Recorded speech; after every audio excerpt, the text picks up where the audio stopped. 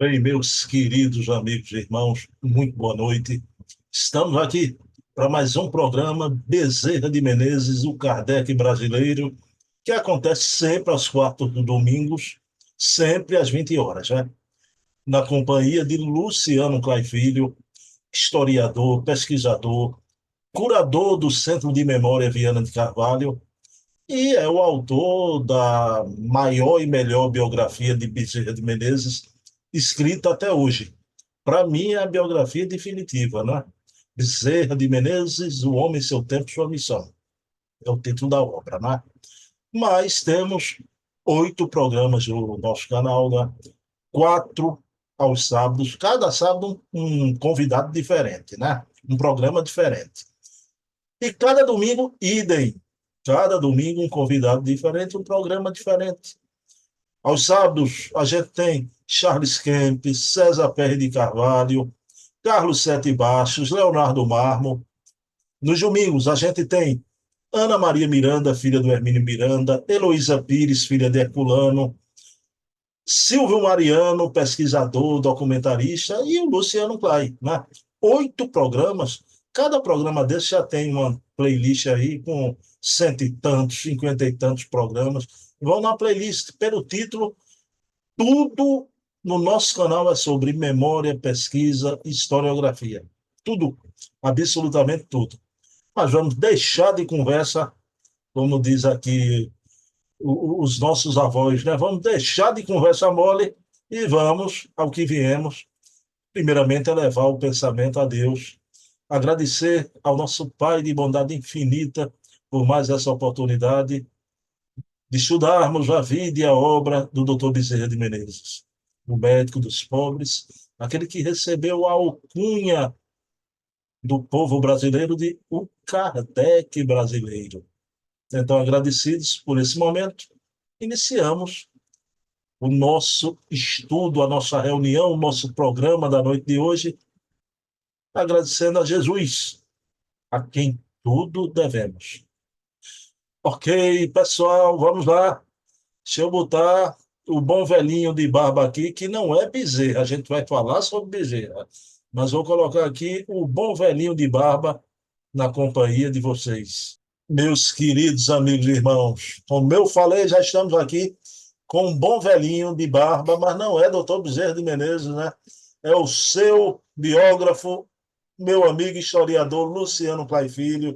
Luciano, que saudade, essa conversa de programa mensal agora não caiu bem para mim com relação ao programa de Bezerra, viu, Luciano? Tudo bom?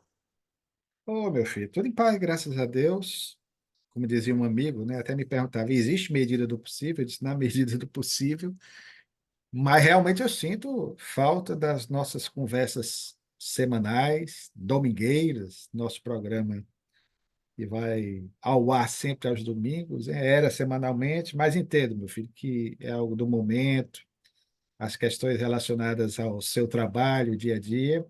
Mas quem sabe aí no futuro, quando você estiver em via de aposentadoria, aí sim nós possamos fazer um trabalho mais frequente sobre o Dr. Bezerra e sobre essas outras figuras importantes que você, com outros companheiros, vem trabalhando aqui nessas lives que vão ficar para a história. Luciano, a gente quando entra para gravar, pessoal, a gente conversa uma hora antes. Hoje não é diferente, né? Só que não é mais toda semana, né? Luciano, queria te perguntar, claro, não se preocupe, né? Que eu não vou perguntar como é que o Ferroviário perdeu em casa para o ABC de Natal de 4-0. Vou pular, viu? Graças a Deus. Essa eu vou pular. Luciano, como é que está o Centro de Memória Viana de Carvalho? Você me falou que tem uma novidade, inclusive eu estou colocando aqui na descrição o link do canal do Centro de Memória Viana de Carvalho, né? Luciano, tem um projeto aí de um programa em mente? Ô, Bruno, obrigado, querido, pelo espaço que você nos dá, porque o Centro de Memória está na mesma linha de atuação sua. O programa que você faz tem esse caráter. É um trabalho, não podia ser diferente, de garimpagens, de resgate da memória histórica do nosso movimento espírita, aproveitando esses recursos da tecnologia dos nossos dias. Então, nós temos, e ontem mesmo eu estava fazendo algumas seleções de antigos vídeos em DVD, ou até na velha fita VHS, que nós estamos convertendo, remasterizando, para torná-los hoje conhecidos do público espírita. Então, há muitas raridades, querido. Eu fico assim emocionado. Puxa, como guardamos tudo isso? Coisas que você nem imagina, do Divaldo Franco, do Raul Teixeira, palestra do Newton Boechat, grande orador, você praticamente não encontra quase nada dele. Encontramos participações aqui em Fortaleza. Ontem eu me emocionei muito, porque fui ver, eu estava na época lá, há mais de 20 anos, quando esteve aqui em Fortaleza, o inesquecível pastor Neemias Mariem, que era uma figura com um trânsito muito bom no movimento espírita, de espírito ecumênico, e por ocasião de um dos nossos congressos, realizados aqui em Fortaleza, no ano de 2003, ele, já velhinho, adoentado, com problema grave de saúde, que o vitimaria e o levaria de retorno ao mundo espiritual pouco tempo após, ele veio, se emocionou, foi aplaudido de pé num evento que tinha um caráter ecumênico, num dos nossos congressos. Então, nós temos lives, documentários antigos, imagens do Ivon Costa, o grande orador espírita, de 1924, coisas que nós vamos saltando aos poucos para que o movimento espírita possa conhecer um pouco mais. Aliás, era o que nós falávamos dos bastidores, meu irmão, permita-me aqui revelar, esses companheiros do nosso movimento, hoje alguns ainda entre nós, velhinhos, mas completamente esquecidos. E se existe uma coisa que particularmente me dói muito como historiador por ofício e espírita há quase 40 anos, é ver que muitos companheiros da história, repito, até recente do nosso movimento, são totalmente olvidados. Não nos lembramos desses companheiros que deram seu contributo, enfrentando as mais terríveis dificuldades, para que hoje nós estivéssemos aqui, nesse período pós-pandemia, interagindo, mas seus nomes não podem ficar no esquecimento. Ah, mas não, eles não querem ser lembrados, mas é dever nosso, por uma questão de consciência, porque dizemos sempre, em todas as lives que fazemos, que a gratidão é uma das virtudes mais belas que o ser humano deve sempre cultivar, porque ela é a memória do coração.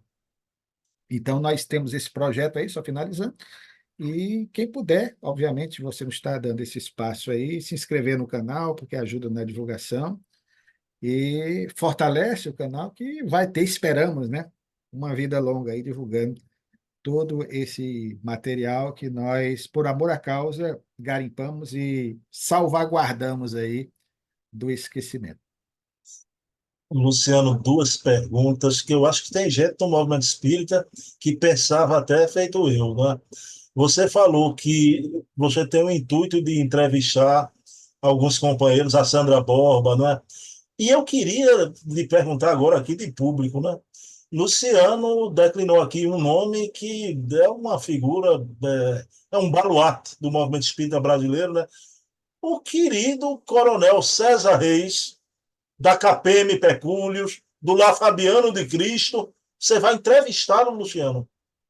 Meu filho, é esse um dos nossos objetivos, ou seja, nós estamos voltando com um programa que há algum tempo, no período da pandemia, nós idealizamos, que tem por título Prazer em Conhecê-lo. É um título bem sugestivo, inspirado num programa de um velho jornalista, hoje esquecido também, Brancato Júnior. Os mais antigos devem se lembrar. Então, ele tinha um programa em que ele deixava o entrevistado à vontade e fazia perguntas acerca da trajetória artística, profissional, portanto, da pessoa que ali se encontrava. E nós achamos por bem fazer um trabalho parecido, né? Na natureza nada se cria, tudo se copia, dando, evidentemente, os devidos créditos. Nós respeitamos o idealizador desse projeto e havíamos começado na pandemia, paramos, mas teve um sucesso tão grande. Nós estamos divulgando os programas antigos que fizemos, do Prazer em Conhecê-lo, entrevistamos Severino Celestino, o companheiro Marcel Mariano, de Salvador, o André Luiz Peixinho, que recentemente nos deixou, numa entrevista que ele fez conosco. E agora nós estamos pegando esses companheiros que têm um lastro, que têm uma história, que têm um percurso, então nós estamos aí já para entrevistar a nossa Sandra Borba, figura maravilhosa, queridíssima, o nosso Coronel César Reis, uma figura realmente das mais encantadoras que eu tive a oportunidade de conhecer.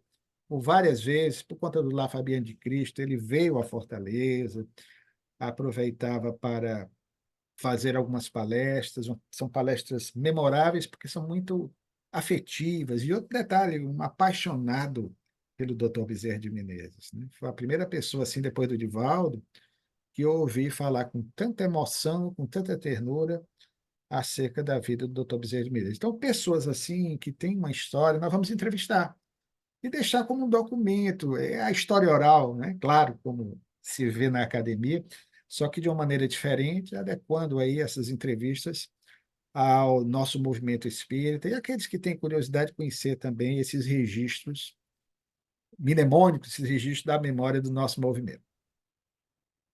Luciano, vida longa ao canal do Centro de Memória Venente Carvalho, né? Sucesso para os outros, né? Esse projeto aí já está garantido, viu? Sucesso total. Luciano, mas vamos lá, não é? Há coisas boas, mas há também coisas não tão boas, não é? Luciano, o Rio Grande do Sul, claro que eu vou falar aqui no Rio Grande do Sul espírita. Eu tenho um amigo, Ricardo Azeredo, a quem eu mando um abraço, espírita, torcedor do Grêmio, né? É um gremista de quatro costados, né? Mas é espírita. A família dele perdeu tudo, parente contra parente. Então, Luciano, e ele falou da realidade, não é, atroz do movimento espírita. Ele disse que muitas casas espíritas não existem mais, Luciano, em bairros, em cidades, não é, do Rio Grande. Então, os nossos irmãos, os gaúchos lá dos Pampas, você tem amigos lá, Luciano? É uma tragédia imensa, né? Muitos, querido. Inclusive, estivemos lá, você se lembra, já fazíamos o programa há 2 anos. Fizemos a divulgação do livro sobre o Dr. Bezerra de Menezes lá na FERGS, Federação Espírita do Rio Grande do Sul, que tem à frente um excepcional companheiro, o Antônio, que é o atual presidente, que tem inclusive feito uma campanha, e até aproveitamos o ensejo pela FERGS, né, quem puder colaborar ainda com esses donativos, que podem chegar e chegarão de maneira segura ao destino certo, que são as pessoas que precisam nesse momento, companheiros também que mourejam em outras casas espíritas. Estivemos numa instituição espírita centenária, inclusive que homenageia o nome do Dr. Bezerra de Menezes, que é uma instituição de 1917. Nós estivemos lá. Então, um estado que, em termos de espiritismo, ele foi grandemente importante também para a história do nosso movimento. Só lembrando, Viana de Carvalho, quando ele sai de Fortaleza, em 1895, vai para o Rio de Janeiro, e já em 1898, para dar continuidade aos seus estudos na escola militar, ele vai para Porto Alegre. E ali ele participa, agita o movimento espírita local, vinculando-se ao grupo espírita Allan Kardec. Então, o Rio Grande do Sul, você pode pegar até a desencarnação do Dr. Bezerra em 1900, já tem manifestações, notícias de lá, um movimento muito efervescente. Fora o espírito aguerrido desse povo, importantíssimo para a história do nosso país, o nosso maior escritor cearense e do romantismo, José de Alencar, tinha um fascínio pelo Rio Grande do Sul. E veja só, a imaginação desse nosso romancista, desse ficcionista. Ele escreveu uma obra que eu nunca esqueci. Meu pai, que era professor de literatura e de língua portuguesa, ele dizia: olha, meu filho, é impressionante que José de Alencar escreveu a obra O Gaúcho, fala descrevendo pormenorizadamente toda a região, sem nunca ter estado lá. Parece que é alguém que viveu. Então, querido, nós temos acompanhado e, obviamente, orando todas as noites, vibrando por esses amigos tão queridos. O acolhimento que nós tivemos lá, eles amam muito o Dr. Bezerra de Menezes, sabe? Tem um carinho muito grande, e certamente o Dr. Bezerra de Menezes em especial também dirigido esse trabalho às instituições espíritas, algumas, como você coloca, que desapareceram, né? Mas sempre na esperança de que uma fênix mitológica onde ressurgir. Luciano, só mais uma pergunta sobre o Rio Grande do Sul. Luciano, eu e você, a gente é da mesma geração, né? E a gente acompanhou grandes tragédias, né? Como, por exemplo, o incêndio do edifício Joelma, não é? O incêndio no circo de Niterói com aquelas criancinhas. E o Chico, através da sua psicografia, tempos depois, trazia mensagens daqueles espíritos que desencarnaram nessas tragédias, né? E nessas comunicações vinha ali um princípio, né, da lei universal de causa e efeito, ação e reação. A gente está no período da modernidade, né?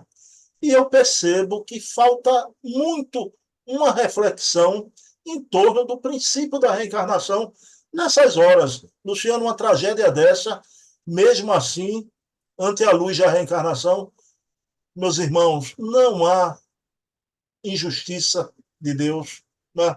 A justiça de Deus paira sobre tudo e todos. Temos que, na horizontalidade, né, nos darmos as mãos e ajudar com donativos de todas as formas. Mas já aquele momento da reflexão, Luciano, e da oração, a gente não pode, né, deixar de compreender que é uma terra que foi, no passado, não é? Terra de revoluções, de combates, aqui como Recife. E às vezes o ontem repercute no hoje nessa lei universal de causa e efeito, Luciano.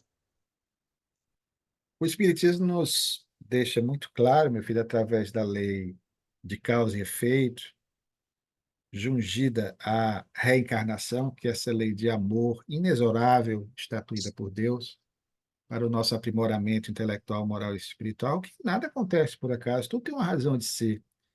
Eu me lembro muito do que o Emmanuel nos diz no capítulo 110 do livrinho Caminho, Verdade e Vida, mensagem que tem por título Vidas Sucessivas, que sem o entendimento da reencarnação, o mundo iria se nos apresentar como um turbilhão de desordem, de injustiças, de anarquias, porque nós não conseguiríamos ver a bondade divina manifestada. Então, evidentemente que nós sabemos que nada que acontece conosco, individualmente, coletivamente, isso ao longo da história da humanidade, se citou aí alguns exemplos, tem a ver com aquilo que anteriormente nós plantamos, faz parte do processo também de maturação individual e coletiva do nosso planeta. O nosso país como um todo passa por dificuldades. Veja aí também o que acontece nos Estados Unidos da América, com furacões, em outras regiões mais conflituosas, com terremotos. Um planeta em transição evidente, um planeta de mudanças. Agora, embora sabendo do que aconteceu conosco, que isso não acontece por acaso, tem a ver com o nosso passado espiritual. O foco é exatamente esse que você nos colocou. É como se não existisse o passado, embora saibamos que ele existe, mas que nós não percamos essa capacidade de termos a empatia, o sentimento de solidariedade, que é o que o Espiritismo preconiza, que é o que o Espiritismo propõe. Para o entendimento da misericórdia infinita de Deus, não tem como vislumbrar essa bondade de Deus, essa justiça suprema, sem o entendimento dessas questões. O que nos resta nesse momento é vibrar, orar e, evidentemente, dar o nosso contributo, inclusive esses que são muito importantes nesse momento, de doações materiais por meios de instituições sérias que façam chegar até o destino final, que são essas pessoas que foram, infelizmente, né, vitimadas por esse cataclismo nesse momento aí tão difícil, né, que eu, sinceramente, como historiador, embora já tenha acontecido outro momento semelhante ou parecido com este, claro que a população era menor, em 1941, no próprio Rio Grande, em Porto Alegre, então que nós possamos aí nos irmanarmos com esses companheiros do sul do nosso país, que são fundamentais à construção do nosso Brasil no futuro, como essa pátria que tanto anelamos. Então, um abraço aos amigos do Rio Grande do Sul. Somos todos gaúchos, somos todos Rio Grande do Sul, né? Deus proverá como provê sempre.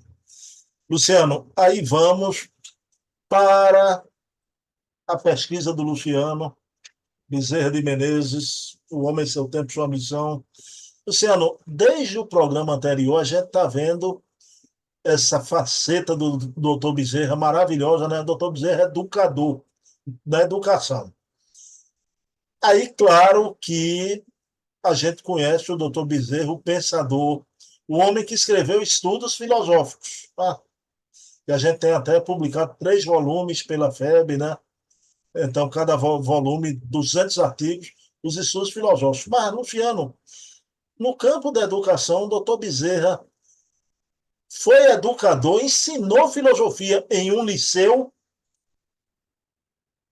É verdade, Bruno. Nas nossas pesquisas, nós descobrimos tantas coisas, rapaz. Como dissemos na entrevista anterior, a educação, o magistério, assim como também era do nosso imperador, Pedro II, a grande paixão do Dr. Bezerra de Menezes. Ele tinha vocação para a medicina, mas também era inata a sua vocação ao magistério. Certamente tem algo a ver com as suas experiências transatas em existências pregressas, quando ele se colocava como se coloca para todos nós, como educador por excelência, porque é um educador pelo exemplo, e o exemplo que ele nos legou até hoje nos toca o coração e nos traz ensinamentos maravilhosos para que nós possamos redimensionar nossas vidas. Então, o doutor Bezerra tinha, sim, essa preocupação, e interessante é que nessas nossas pesquisas, nessas nossas garimpagens, pacientes, demoradas, porque eram feitas em páginas de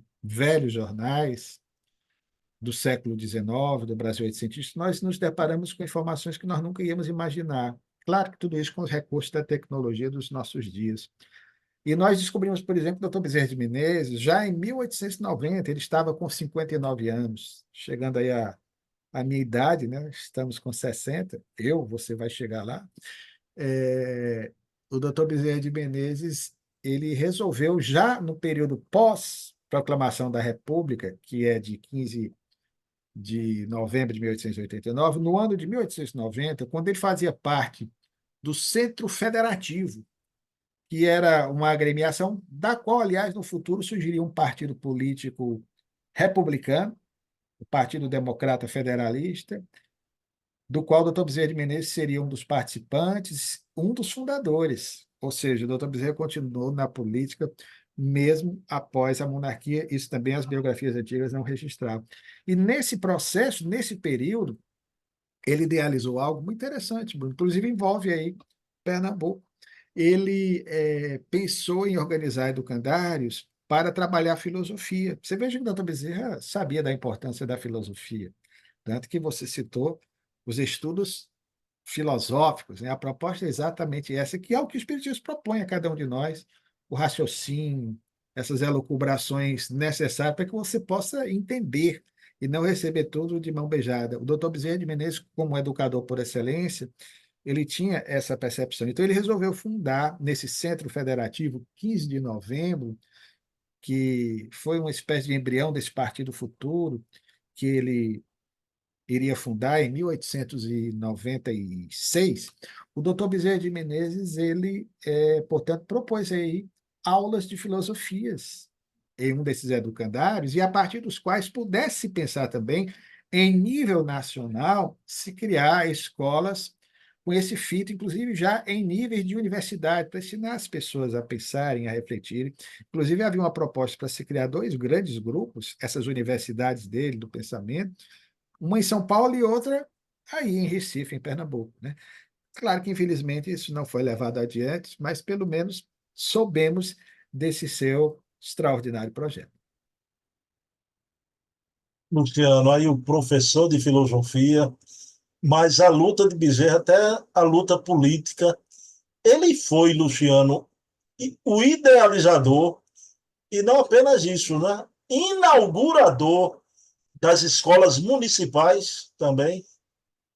Meu irmão, na década de 1870, quando ele, ainda na vereança, na Câmara dos Vereadores, portanto, ainda na monarquia, na então Câmara Municipal de São Sebastião, do Rio de Janeiro. Naquela época, já comentamos em outras oportunidades com você, havia somente 9 vereadores. E desses 9, entre eles era escolhido um que seria o responsável pela administração pública do chamado município neutro, que era como se fosse hoje, na República, só para quem nos ouve entender, o Distrito Federal. Como era a monarquia, era município neutro.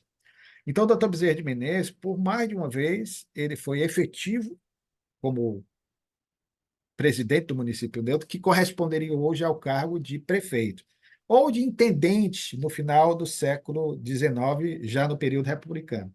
Então, ele era o administrador público. Então, por algumas vezes ele foi efetivamente, e outras tantas vezes interinamente. Então, na década de 1870, que foi a época de maior empreendedorismo do Dr. Bezerra de Menezes, em vários flancos, em várias áreas, com várias ações, na área empresarial, na área da medicina, mas ele não se descuidou da educação. Então, ele foi um verdadeiro, ele tinha uma espécie de volúpia nesse sentido, era um apaixonado pela idealização de projetos de criação de escolas municipais. Então, várias escolas do Rio de Janeiro, dos anos 1870, por isso ele tinha um sentimento assim, nutria, né? O povo nutria por ele, do Rio de Janeiro, um sentimento de gratidão profundo, os professores, os alunos. Então, ele fomentou o surgimento de várias escolas municipais, entre as quais eu destacaria a Escola de São Sebastião e, especialmente, a Escola de São José, na antiga freguesia de São José, por isso tinha essa denominação.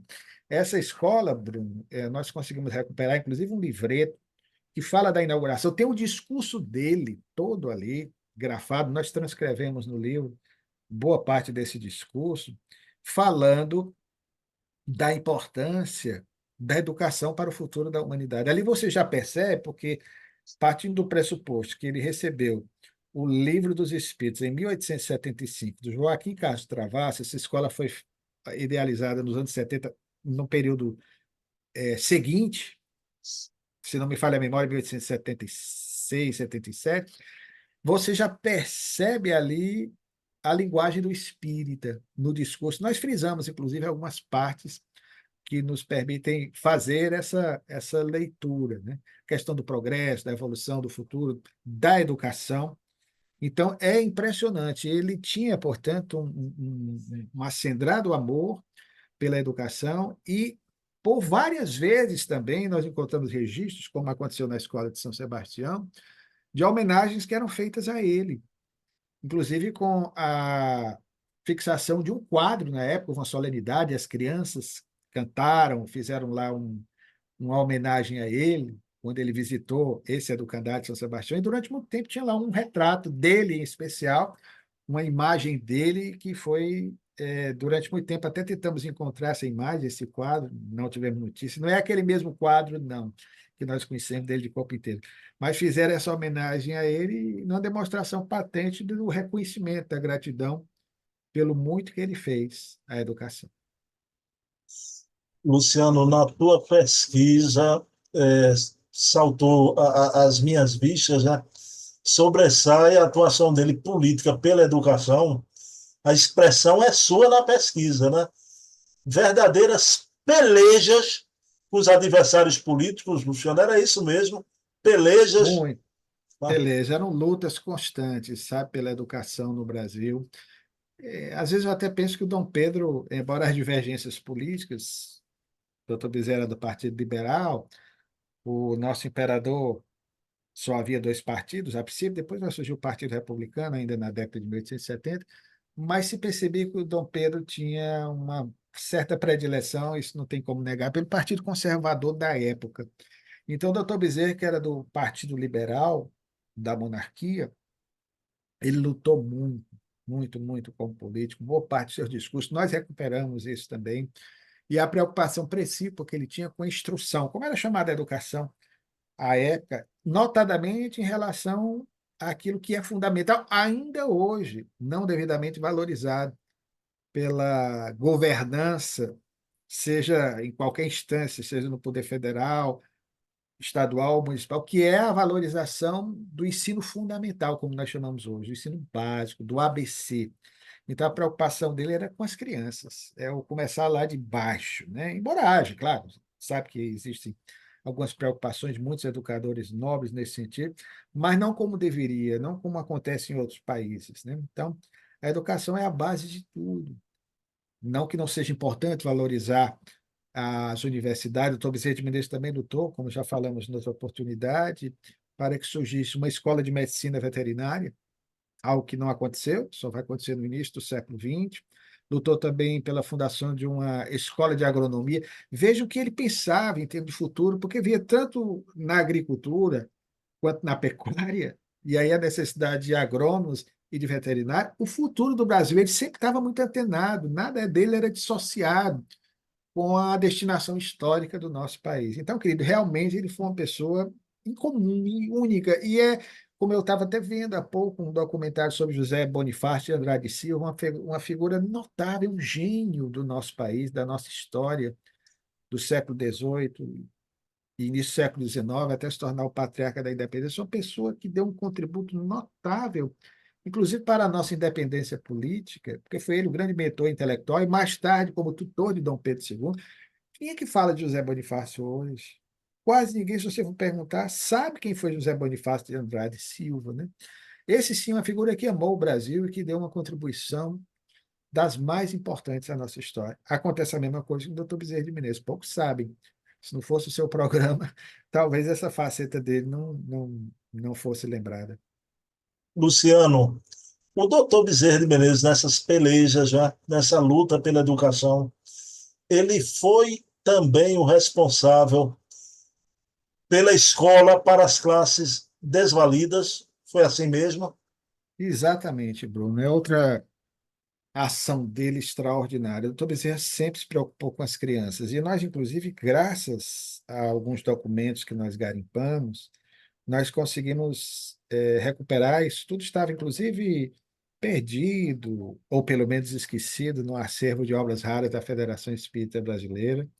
Nós pegamos muitos documentos que até pretendemos publicar, porque eles são verdadeiras obras de arte. Nós conseguimos restaurar com um amigo querido daqui de Fortaleza, especialista na área da restauração, muitos documentos que o Dr. Bezerra de Menezes recebeu e eram homenagens prestadas por essas instituições, entre as quais essa a que você se refere, o cuidado dele, a preocupação com as crianças, com as classes assim chamadas à época, desvalidas, deserdadas da sorte, como se dizia popularmente, no Rio de Janeiro, oitocentista. Então, o doutor Bezerra de Menezes teve, sim, querido, uma preocupação, inclusive num dos diplomas que ele recebe como homenagem, uma condecoração, há uma figura emblemática que apresenta na imagem Jesus cercado de crianças, né, mostrando também esse lado do amor cristão, do amor que ele nutria por Jesus pelas crianças. Luciano, então, o médico dos pobres era também o educador dos pobres, já. Não tem a menor sombra de dúvidas quanto a isso, né? Pode perfeitamente ser dado a ele também. Ninguém nunca deu, né? Você está dando agora e eu assino embaixo o título de o educador dos pobres, ou professor dos pobres, se quiser. Luciano, vamos lá, mas doutor Bezerra, a sua ação foi mais abrangente ainda. Você tratou aqui de uma filha adotiva que era escrava liberta, né, Luciano? Foi isso? Foi Foi a sim. última filha? Qual foi das filhas? Não, essa filha do Dr. Bezerra de Menezes, ela nasceu em 1867. Nasceu no mesmo ano que nasceu uma filha carnal dele, a Ernestina. Essa filha se chamava Antônia, e ele deu o sobrenome Antônia Bezerra de Menezes. Desencarnou, inclusive, com 33 anos, em 1901, um ano após ele ter desencarnado. Bom, aí, Luciano, na vida pessoal, individual, foi pai de uma escrava liberta, mas no campo da educação, ele também vai ser responsável pela escola para escravos libertos também, Luciano. Dr. Bezerra Também outra figura esquecida, como José Bonifácio. José Bonifácio foi um defensor da abolição lá atrás, como ecologista também, ou um dos precursores da ecologia. O doutor Bezerra de Menezes também, infelizmente, não é lembrado na sua luta em prol da causa da emancipação e da abolição da escravatura no Brasil, conforme nós já vimos anteriormente, tendo publicado um opúsculo em 1869. Veja que coisa interessante, Bruno, porque foi exatamente o período quase que de imediato ao da adoção da filha, que é de 1867, né?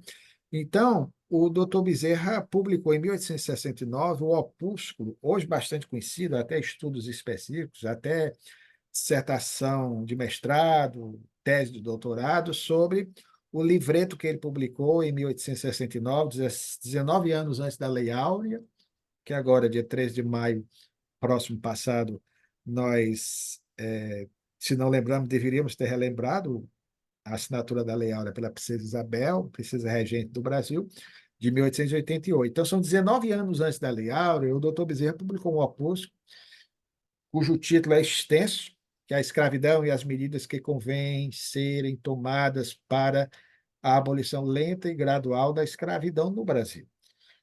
Maneira de pensar semelhante à de José Bonifácio, que anteriormente pensava a mesma coisa. Muita gente não entende, por que que é gradual? Porque o Brasil da época era um Brasil que tinha na escravidão a base de sustentação da sua economia. Infelizmente, isso faz parte do nosso processo, que é um equívoco, o doutor Bezerra também assim entendia, mas ele dava alternativas e alternativas plausíveis, e aí entra a educação, Bruno, para que a abolição garantisse também o que não acontecerá no futuro, veja a sua lucidez, a segurança necessária dos alforriados. Tanto que o doutor Bezerra, já comentamos aqui com você noutra oportunidade, ele propôs a criação de educandários que pudessem oferecer às crianças que fossem libertas, ou já em preparação a essa liberdade vindoura no futuro, a partir desse seu projeto de 1869, do referido livreto, as condições necessárias para que as mesmas pudessem ser matriculadas em educandários técnicos, vamos usar a expressão de hoje, para que saíssem desses educandários, passando pela infância, pela adolescência, aprendendo algum ofício. Como hoje nós temos as nossas escolas técnicas, que são extraordinárias. Inclusive, o doutor Bezerra vai fazer parte também de uma luta por uma grande instituição do Liceu de Artes e Ofícios, nesse sentido, de um grande amigo seu, Joaquim Bittencourt da Silva, que visava exatamente a criação de escolas técnicas no Brasil oitocentista. Só que no caso da escravidão em particular, isso está na obra. Ele tinha essa preocupação precípua com as crianças, filhas de escravos, talvez aí o lado do pai agora percebendo a necessidade do futuro da filha, né? Desse, quando viesse a abolição, ter a oportunidade de se inserirem na sociedade de uma maneira tal que pudesse competir e sobreviver através de um trabalho. Algo que, infelizmente, não vai acontecer com a abolição da escravatura de 13 de maio de 1888.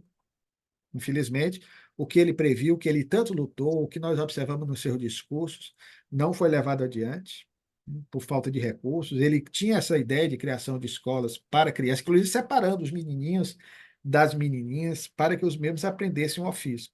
Não aconteceu, e nós vimos os graves problemas decorrentes da abolição pelo descaso das autoridades governamentais, inclusive já com o movimento republicano, porque Dom Pedro, se pudesse, faria muito, porque ele era essencialmente abolicionista, mas aqueles que quase que imediatamente aboliram, né, a escravatura, que foi um dos fatores também da queda de Dom Pedro II, em 1889, no período republicano nada fizeram. Os primeiros presidentes republicanos, Marechal Deodoro, Floriano Peixoto, Prudente Moraes, nada fizeram para minorar essa situação desses que ficaram aí esquecidos, marginalizados, abandonados, os africanos, os filhos da mãe África, que passaram quase 400 anos aqui no nosso país, ajudando a construção da nossa nação. Doutor Bezerra, nesse sentido, foi alguém, isso está documentado, não só nesse livreto, como também vários artigos que ele publicava em jornais como o jornal A Reforma, do Partido Liberal, o jornal Sentinela da Liberdade. Nós encontramos vários registros dele defendendo essa causa e essa preocupação com a educação das crianças, particularmente das crianças filhas de escravos. Pronto. Aí, Luciano, quantas frentes doutor Bezerra lutou pela educação, né?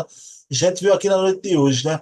Professor de filosofia no liceu, o inaugurador das escolas municipais e idealizador também, responsável pela escola das classes desvalidas e dos escravos libertos, né?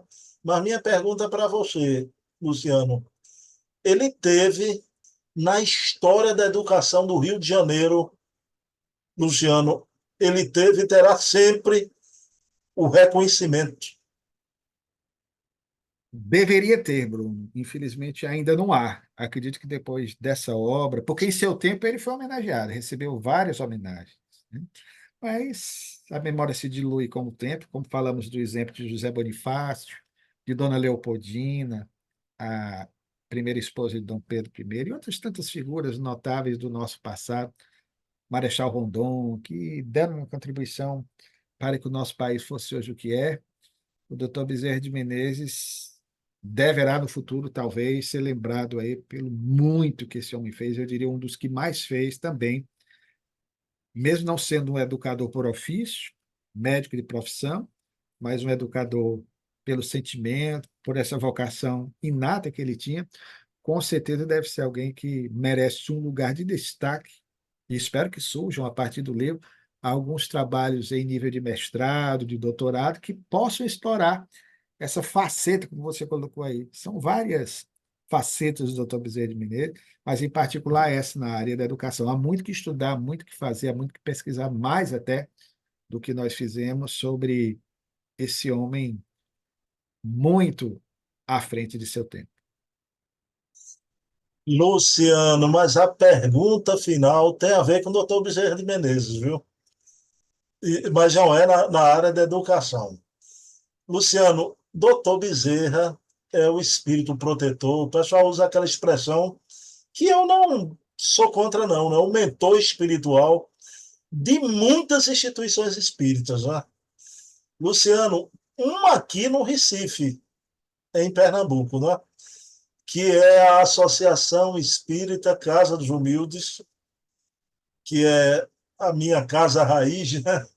A minha vida como espírita toda foi ali desde o início e ainda hoje. Mas você tem amigos lá, Lira, seu amigo Lira. Luciano, o doutor Bezerra é o mentor do trabalho da Casa dos Humildes, mas porque eu queria encerrar com isso, eu não queria uma fala só emotiva, embora é difícil com o Luciano Clay a gente pedir para não ter uma fala emotiva. Mas, Luciano, uma pergunta para você, porque hoje a gente está no dia 26. Daqui a 2 dias, dia 28, né? É o aniversário da Casa dos Humildes, vai ter a reunião comemorativa, tudo. Luciano, uma casa de Bezerra de Menezes, eu queria que você falasse um pouquinho sobre uma casa espírita, o nosso teto espiritual. Mas, Luciano, uma casa espírita é a concretização no plano Terra de um ideal que nasceu lá no alto. É sempre assim, Luciano? Creio que seja sempre assim, Bruno, porque a materialização de um trabalho como este, um trabalho que vence as dificuldades do dia a dia, dos anos, do tempo, e tem o ensejo de celebrar mais um ano num país ainda tão reativo a instituições que se dispõem a fazer a divulgação do bem, da fraternidade, do amor, do esclarecimento, com certeza não pode ter sido algo planejado acidentalmente, porque aí não daria certo. Então, tem certamente toda uma orquestração da espiritualidade. Ademais, uma instituição como a da qual você faz parte, meu querido Lira Neto, que, de certa forma, homenageia uma instituição que o Dr. Bezerra de Menezes, quando na Terra, fez parte do Grupo dos Humildes. Aqui em Fortaleza também nós temos o Lar dos Humildes, o meu querido amigo Alcides, que é uma instituição que tem mais ou menos essa mesma linha de ação, de trabalho que vocês aí realizam. E se percebe, não conheço todos os trabalhadores, sempre estamos lá virtualmente, através desse nosso bate-papo dominical, que são pessoas que nutrem esse sentimento de afetividade, de amor, de carinho, para que a instituição possa levar adiante esse projeto idealizado antes de vocês virem. Sou muito grato à instituição por sua causa, que é filho dela, porque se não fosse você, se não fosse essa instituição que nos acolhe através deste espaço, o carinho que eu sempre recebo de todos, espero conhecer um dia, quando for a Recife pessoalmente, os companheiros da casa, nós não teríamos tido esse espaço, esse acolhimento tão afetuoso, para que pudéssemos, nessas nossas reuniões de domingo, agora mensais, mas nas lives que nós fazemos com você, e especialmente por você, meu irmão, ter tido essa oportunidade de divulgarmos um pouco do resultado das nossas buscas, dos nossos trabalhos acerca do Dr. Bezerra de Menezes. Como o Dr. Bezerra de Menezes amava muito Pernambuco, tanto que usou no romance A Casa Mal Assombrada, originalmente, depois virou A Casa Assombrada, um romance, uso muito uma expressão que você gosta de usar, o seu alter ego no personagem principal, que era pernambucano, muitas coisas que ele lembra também daí de Recife, de Pernambuco. Ele só não se lembrava, não sei porquê, do Santa Cruz, mas também não existia na época. Mais uma terra de Santa Cruz.